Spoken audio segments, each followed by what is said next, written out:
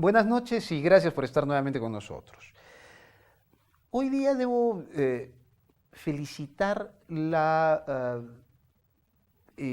expresión que tuvo el presidente de la República, Martín Vizcarra, cuando ha decidido eh, ponerse del lado de su premier y no del lado de su ministro de Economía.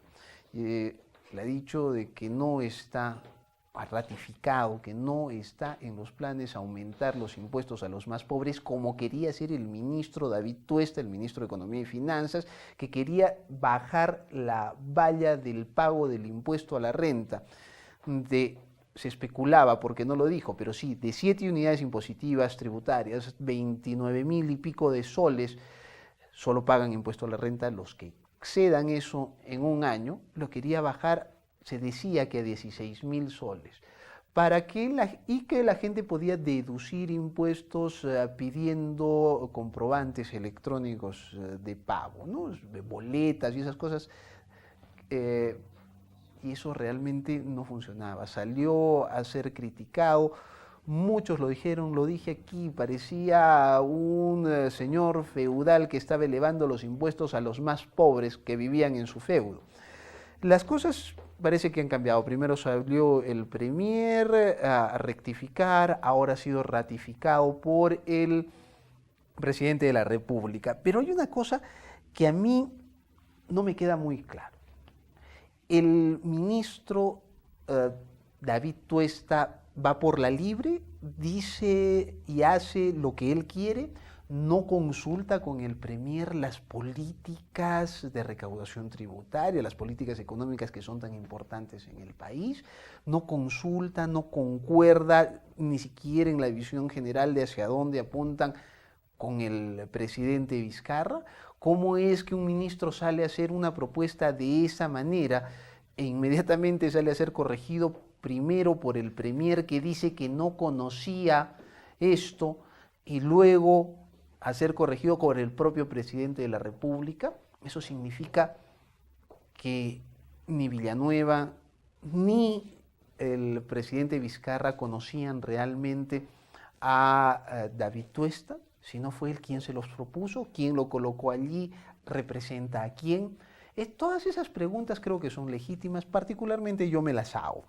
Él ha dicho, porque hace 5 días, el día 17, después de que los medios de comunicación salieran a decir que pretendía elevar los impuestos, salió un comunicado realmente soso, que no explicaba nada y que lo pueden encontrar todavía en la página del Ministerio de Economía y Finanzas, tratando de explicar lo que él había sostenido sobre elevar los impuestos a los más pobres en el Perú. Él decía que el objetivo era elevar la recaudación evitando la evasión tributaria. Él decía que la evasión del impuesto general a las ventas era más o menos de 23.000 millones de soles. No 23 millones, 23.000 millones de soles. Eso es lo que dice el MEF.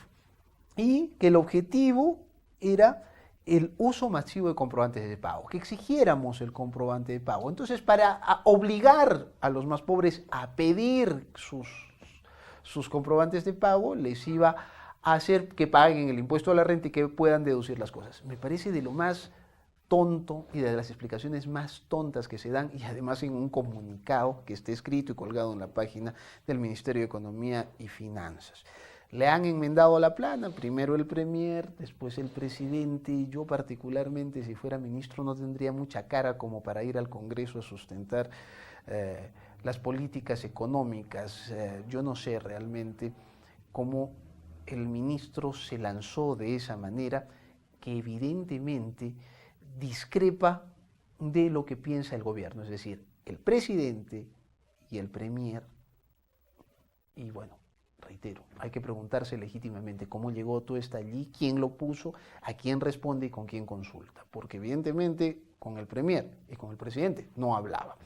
Pero hablemos ahora del programa de hoy. Hoy día he invitado a Alberto Velázquez. Alberto Velázquez se postula para regidor por Vamos Perú. Va a ser el teniente, lo que decíamos, el teniente alcalde, candidato a primer regidor.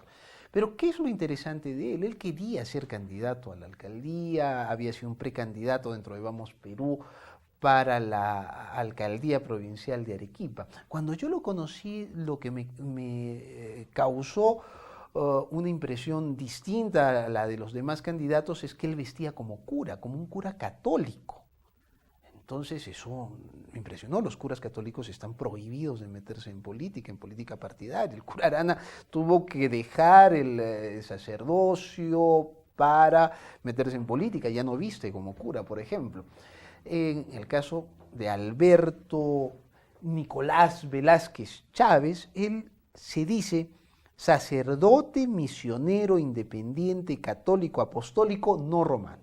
En otras palabras, se viste como un cura católico, pero no es un cura católico, lo que sí le permite estar dentro de la política. ¿Cómo es que llega a la política? ¿Qué es él? ¿Cuál es su movimiento? ¿Sacerdote de qué iglesia? Eso lo vamos a tratar de entender hoy día en el programa y vamos a hablar también un poco de política, por qué pretende llegar a una regiduría y por qué antes intentaba llegar a ser candidato a la alcaldía provincial. Y más adelante vamos a hablar de un tema que tiene que ver con nuestro presente y con nuestro futuro. El 17 ha sido Día de las Telecomunicaciones, Día Mundial de las Telecomunicaciones, y eso es importantísimo.